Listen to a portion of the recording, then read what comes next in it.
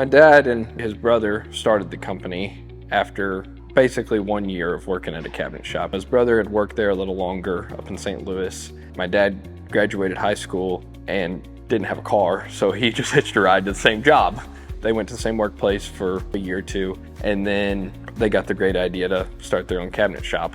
At the time, a lot of doubts from the local people, as far as two people that barely know anything about business, cabinets, are starting this cabinet shop in basically a garage. And they started doing residential stuff, so, you know, family friends, things like that, doing all face-framed style cabinets. I think it was 2003, maybe 2002, they bought a shop in Bismarck, and that was the first facility, I guess you would say, they had.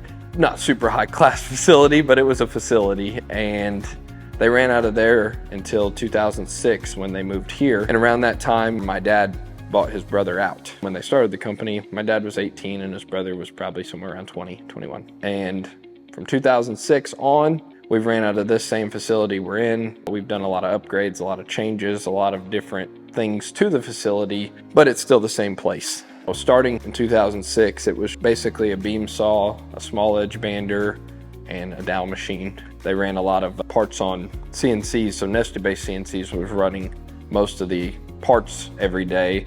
They had 2 of those. Nothing was barcoded, it was all Sharpies and just writing down what was going on each part. And today, just a time skip from 2006 to now, everything's almost automated. Everything runs off of barcodes and labels. It comes off the saw with a barcode on it, and a scanner's used all the way down the line to know what's happening, what's going on between each and every part, which each and every part's labeled with what job it's for, what room number, what edges get edge band. We've just automated and engineered a new company, basically. Same company, but a new company.